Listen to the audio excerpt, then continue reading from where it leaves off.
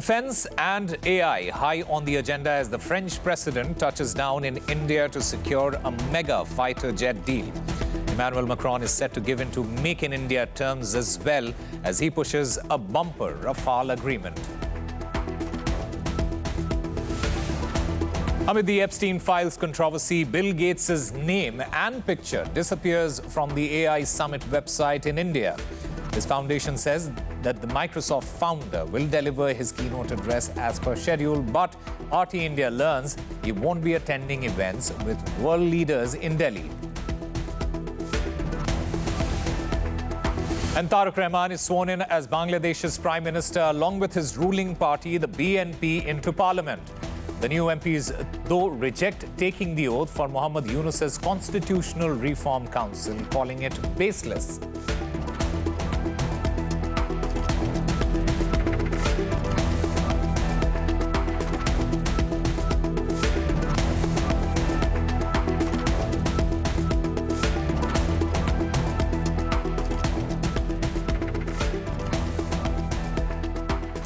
Hello and welcome. You're watching RT India. I'm Osama Shab, live from New Delhi. We have a packed bulletin ahead with major world developments, including our top story. French President Emmanuel Macron, he is in India for a 3-day visit, reportedly to secure a $39 billion Rafale fighter jet deal. And there is a distinct shift in his tone. With the deal set to reignite the Make in India initiative, Indian Prime Minister Modi has welcomed the special relationship with France at a time when European nations are turning to the global south and away from Trump 2.0 in Washington. 2026 is a turning point for India's relations with Europe. Just a few days ago, we signed the most significant free trade agreement in India's history with the EU. This FTA will also strengthen the relationship between India and France to promote mutual investment. Today we are signing this agreement so that our people and our companies don't have to pay double tax. And I'm joined by RT India's Rujita Thete for the details on what could be a historic deal for both the countries. Rujita, what is the fine print here? So right now, the defense ties between India and France are moving to a new phase. And at the heart of this new phase is the proposed $35 to $40 billion agreement that India and France has made, where India is to procure 114 Rafale aircraft jets. And up to 18 of them would be delivered in fly-away condition by 2030. Now, in 2014 and 15, India pushed for 108 aircraft of the 126 Rafale jets to be manufactured domestically under a full technology transfer arrangement. But the proposal was central to New Delhi's early Make in India initiative and the ambitions, especially in aerospace manufacturing. However, back then, France had refused to guarantee aircraft that would be built by Hindustan Aeronautics Limited, that is the HAL, and they had cited that concerns over production standards. Now, this disagreement ultimately derailed the negotiations between the two countries, and the larger technology transfer vision had stalled. And now in 2026, the framework here looks different. India is set to procure 114 Rafale fighter jets, with 96 expected to be built in India. And it is a program that would design and incorporate more than 60% of indigenous content that would be built here in India. So the focus has now shifted from disputes over guarantees to a clearer alignment on joint production and especially phased localization. And if this deal gets completed, then India's Rafale fleet would expand to a total of 176 aircrafts. While it's for the France, it would represent the single largest export of Rafale aircrafts in the world. For India, it would actually stand as the largest procurement in the defense area in its history. So this is a big deal for India as well. Now, the emphasis has shifted decisively from contention to collaboration. And that is the main focus here, because the Make in India initiative is no longer just a sticking point. It has become a centerpiece of this deal. And the timing here is equally important, because Macron's outreach comes amid the sustained European engagement, especially with New Delhi, including the visits of EU chief, German Chancellor, and also the UK Prime Minister. Now, there's a question here that why are EU leaders coming to India now?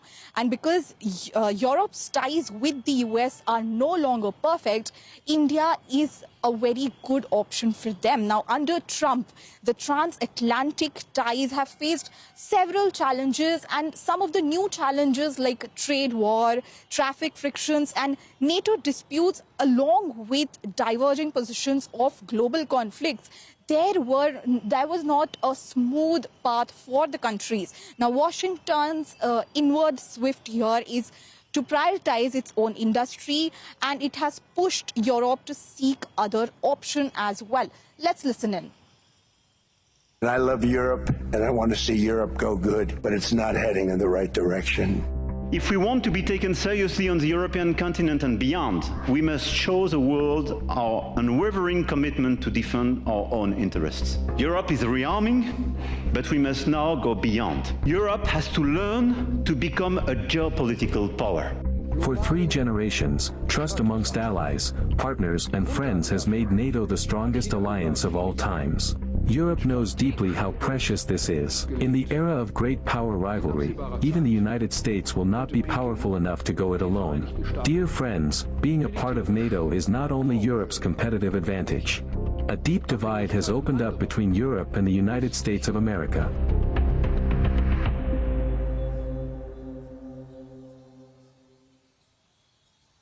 Now, for Brussels and other key European capitals, India is offering 3 things simultaneously. One is stability, scale, and strategic autonomy. It's a geopolitical counterweight here in the Indo-Pacific pattern, and a pattern that does not come under the pressure of Washington, which also lets Europe diversify without any direct confrontation. All right, Rujata Thite, thank you very much for getting us all those details. In fact, we are also now joined by former India's ambassador to France, Mr. Javed Ashraf. Ambassador Ashraf, thank you very much for speaking with RT India. First of all, before we start our conversation, I want you to listen and I want everyone to listen to what the French President Emmanuel Macron has said, especially about tech transfer. Take a listen. Whether it be Rafale, submarines, helicopter final assembly lines, or engines for 5th-gen fighter jets, innovation, many such sectors where we are working with India, where we believe in tech transfer. We have tried to do what you have asked. Ambassador Ashraf, you heard what the French president say. What I want to understand from you is, compared to a few years ago, France now sounds more direct and strategic with India. What do you think has changed in the global environment? Well, I think, first of all, that France has always made the same kind of a strategic offer for a long time. It's just that the urgency has increased both in Europe and in India to pursue this course of action. I can tell you that even after the nuclear tests in 1998, France was the sole European Western country that stood with us, that did not sanction us, and in fact started a strategic dialogue. Since then, we've moved a long way in our relationship. But over the past years, whether it is submarines or fighter jets or other advanced technologies, aircraft engine, fighter jet engines, they have been willing to not just transfer technology, but also build our capabilities in design and development so that we develop that indigenous capacities to make upgrades and to continue to improve. I should remind you that our space rocket engine were also developed in collaboration with Safran from France. And that was a great model to work with, where not just there was technology transfer, but also training and capacity building in design and development, qualification, certification, etc. So we are looking at this whole gamut of possibilities with France, the only country that has made that kind of offer. But also important to point out to you here that when we look at a partnership, we also look at trust. We look at the level of comfort we have in that partnership, and this urgency, as I was telling you, has increased because of this geopolitical rupture or disruptions or turmoil, whatever adjective you use, that has taken place in the world. There is a desire in both Europe and India for a realignment, so to speak, of relationships, diversification of partnerships, because traditional assumptions no longer hold. The order that we were familiar with no longer exists. And Europe is particularly in a situation where it is facing a kind of pressure from, the rift in the transatlantic partnership. Of course, it continues to have a war on its continent, and that it is facing economic pressure and systemic rivalry, as it calls it, from China. So in this new geopolitical environment, India is a partner of choice for Europe. Within that, France is the principal strategic partner for India, not just now, but for decades, and is in a sense leading from the front as far as Europe is concerned. So the alignment that you see today, that is translating into the kind of strategic cooperation that we are willing to have today, is a reflection of the fact that there's an alignment in the kind of relationship that we enjoy with France and the relationship that India and European Union are now building. So it's all coming together. Remember, for us also, this last year has been a moment of reckoning, a moment of a challenge. And we have also recognized that there is a need to invest much more in diversifying our relationships, our partnerships, trade partnerships, defense partnerships, strategic relationships, investment partnerships. And therefore, Europe has again become far more important in our calculations than it might have been a few years ago. Ambassador Ashraf, is this shift about long-term defense cooperation rather than short-term diplomacy, according to you?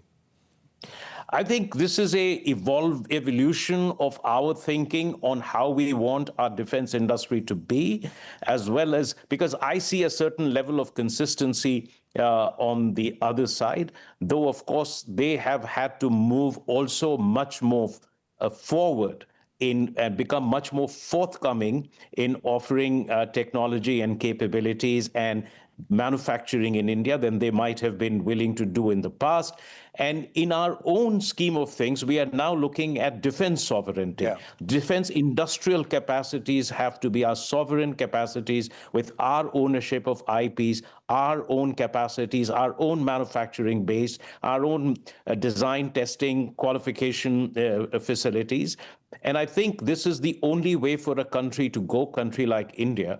And when we are now evaluating partnerships and options, our focus is now much more on, not on so much as buying and equipping our armed forces, that's one part of it, but on developing our defense industrial capacities. Now, a lot of this is happening through our indigenous effort, but in areas where we are not yet ready for that indigenous capacity, we are working with, we are looking for foreign partners that are not just interested in selling equipment to us, but in establishing a manufacturing base in India, developing a local supply chain, integrating our weapons systems, integrating our software, and in a sense, also helping us become much more self-reliant in what I call design development aspects of not just the hardware, but the software, the materials, the components, the integration, the sensor fusion, data fusion.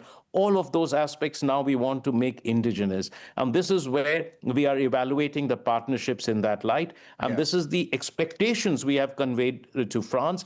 And I think there is a high deal of response there. But I would like to say that we are at the beginning of this journey, and that there will be a lot more that has to be agreed, negotiated, and agreed before we come to that point. So I would see the approach today as a very determined reflection of India's desire to be completely self-reliant and sovereign in defense industrial capacities. And we will evaluate foreign partners in the context of their ability and their willingness to achieve our goal. Ambassador Ashraf, does this deal also suggest that France now sees India as central to stability in the Indo-Pacific, sir? Sorry, I didn't get your question. Central to? Central to stability in the Indo-Pacific. Well, I'll tell you something. When France came out with its Indo-Pacific strategy a few years ago, and that time I was the ambassador there, India was seen as its principal partner in the Indo-Pacific region.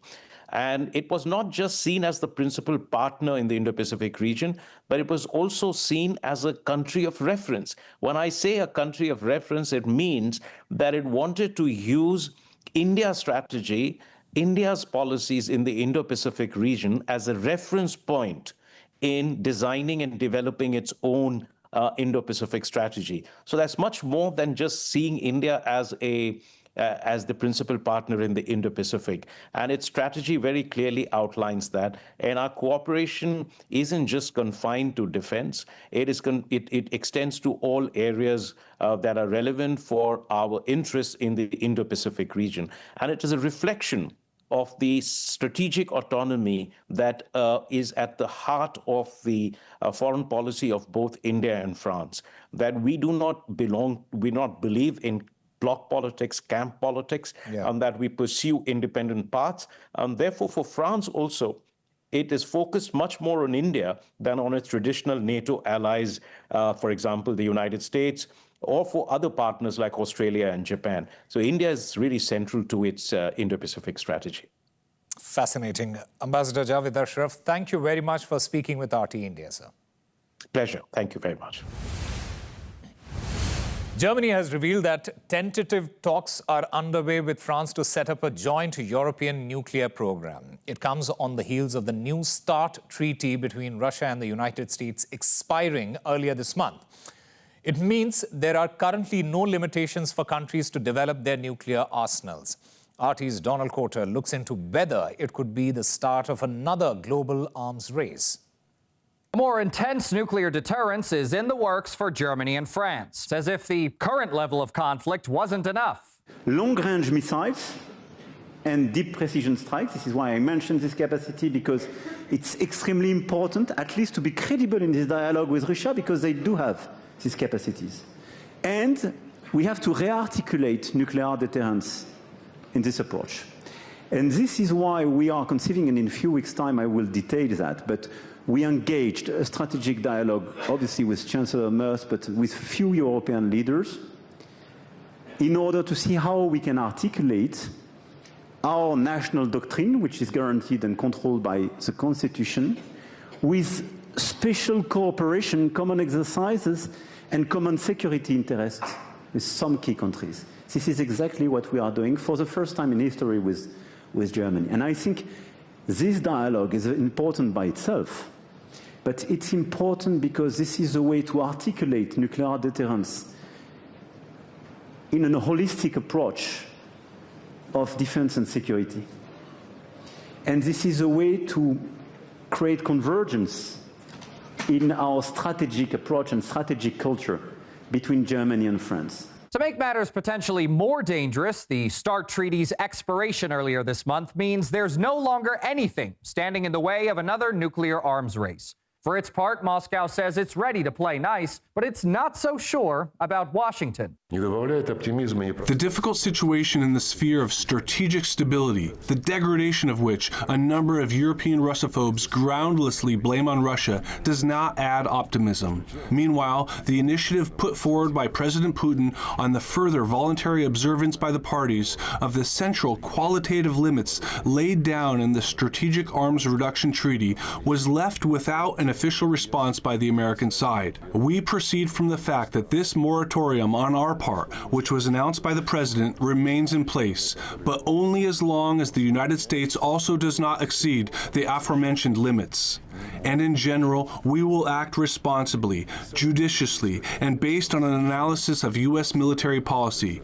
We conduct this analysis on a daily basis and an analysis on the overall situation in the strategic sphere. As for Paris and London, they've never been a part of the START treaty, something that Vladimir Putin brought attention to 3 years ago. We must understand for ourselves what countries such as France and Great Britain, members of the North Atlantic Alliance, are actually claiming, and how we will take into account their strategic arsenals. That is, the combined strike potential of the alliance. Fast forward to today, and France has 290 nuclear warheads, while the UK has 225. Without any agreement to hold them back, they're formally free to expand their arsenal as much as they want. On top of that, Poland, a non-nuclear state, is looking to get in on the action as well. Even the Baltic states can't help themselves. Estonia's deputy defense minister said that his country's open to discuss new deterrence options, and Latvia's prime minister said nuclear deterrence? Why not? Meanwhile, as heads of state across the EU openly brag about their plans to get their hands on as many nuclear warheads as they can, Iran is on Donald Trump's chopping block, despite Tehran's continued commitment to using the atom exclusively for peaceful purposes. The second aircraft carrier that you decided to send, talk about why you made that choice. Well, in case we don't make a deal, we'll need it. Are you worried? We'll need it. If we have a deal, we could cut it short. It'll be leaving very soon. We have one out there that just arrived. If we need it, we have it ready. A very big force. How confident are you that our negotiations with Iran will be successful? I think they'll be successful, and if they're not, it's going to be a bad day for Iran. Very bad. What about Poland and the Baltics? Should they expect an aircraft carrier to float up to its shoreline on the basis of potential nuclear weapons ambitions? This isn't an idle question, because even if Washington decides to turn a blind eye to nuclear threats from the EU, someone else might think otherwise, including someone who gets their own nuclear weapons first in a world that no longer has limits preventing anyone from obtaining one. Amid the Jeffrey Epstein files controversy, the Gates Foundation has clarified that Bill Gates will indeed attend the India AI Impact Summit 2026. Gates will deliver his keynote address as scheduled, but RT India is learning that he may skip events featuring world leaders. His image have already been taken down from the summit website as New Delhi wants to keep the focus on AI and not controversy. The Microsoft founder and philanthropist's name surfaces repeatedly in documents linked to Epstein, as he has denied any wrongdoing. India says it is up to Gates whether to attend the summit or not. So there have been news reports about Bill Gates not attending the summit and his name appear supposedly being taken out of the conference schedule. Can you please clarify that, sir? Regarding who's attending, who's not attending, that's personal choices which people make, which we should not comment, and I need not comment on that. If you want to comment, you can comment on your own, but I don't want to comment on it. See, the 5-day summit is receiving massive enthusiasm. Obviously, it has attracted not just the tech CEOs or world leaders for that matter. There are also a large number of youth present at the location, attending several events happening across Bharat Mandapam. Now, on day 2, the focus has now shifted entirely to building resilient AI infrastructure, also future networking, generative AI, and more of impact of AI on gender and also agriculture, etc. Now, the summit largely, showcases AI solutions for real-world challenges. India offers a very crucial testing ground for AI applications across sectors. In fact, IT Minister Ashwini Vaishnav has said and urged multinational companies to remain sensitive to this sort of pluralism as they go along expanding their businesses in India. Take a look. Regarding the cultural context, it's very important for the multinationals to understand the cultural context of the country in which they are operating, because one particular cultural context can make so much difference. Something which is normal in one country can be prohibited in another country. Something which is prohibited in one country can be normal in another country. So it's very important that the multinationals they operate within the cultural context of the country in which they are operating. Concerns are also being raised about the cost of AI introduction in India, with experts also discussing how Global South, may be becoming a place of testing AI, whereas the Global North may be actually building and scaling all of those factors. Now, this also raises concerns about digital colonialism, and experts are very well discussing that, and India is therefore looking at collaborations with friendly countries to protect digital sovereignty. Take a look. India has a $200 billion plus, IT export market. But if you see the systems and the products and the cyber physical system we are accessing from the West, they are black boxes. Nobody knows what they are. With Russia, the equation is a little different. It's first among equals, in the sense that, I build something, you build something, you are my co-partner, equal investment, equal rights, equal IPR, etc. And then, that can be taken to markets together. Speaking of data being collected from India and the Global South by big tech firms, now India's former G20 Sherpa, Amitabh Kant has in fact said that there's need to ensure that businesses keep low cost in terms of, offering their AI solutions, so that, ultimately it benefits the entire society as a whole. Take a look. India has a lot of data sets. India is putting out through AI Kosh a lot of data to its startups and researchers. It's providing computing powers. Large language models are being built like Servam has done in multilingual.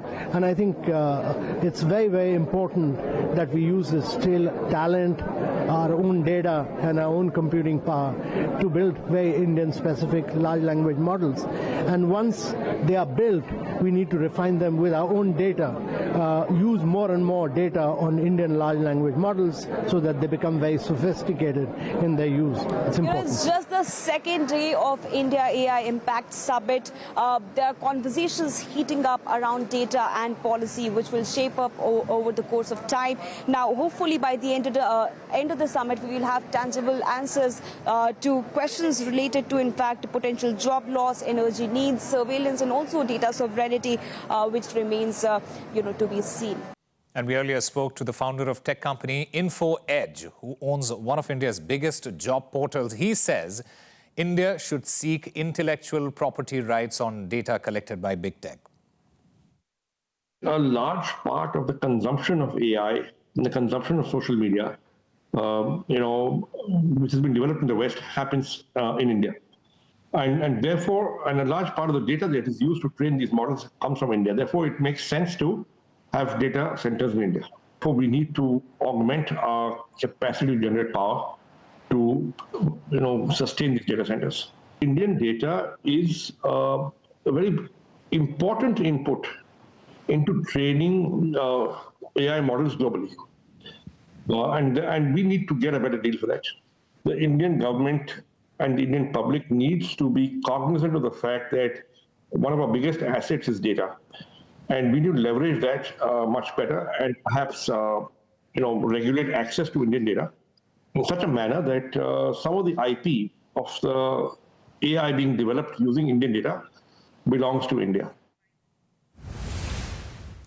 Bangladesh has sworn in its first male prime minister in more than 3 decades.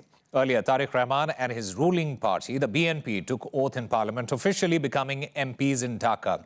Though the MPs refused to take oath as members of the Constitutional Reform Council, a creation of former chief advisor Muhammad Yunus. Local journalist Rashad Ahmed walks us through Rahman's journey to power. Tariq Rahman was in exile for last 7 years. He came to the country and took the leadership of the party. On the occasion of this oath-taking ceremony, at least 13 countries' represented delegates are present here. Among them, the India Lok Sabha Speaker, Pakistan's representative, Maldives President, and other representatives from other countries are participating in the oath-taking ceremony. Prime Minister Tariq Rahman is a member of the dynastic family. His father, late President Ziaur Rahman, formed the party in the 1980s. Later, his mother, Begum Jia, led this party and conquered the government for 3 times. And she became the first female prime minister of this country. after a long time, the party was out of power. In the 2024 July uprising that ousted the Awali government led by Sheikh Hasina, created an opportunity to hold an election in this country.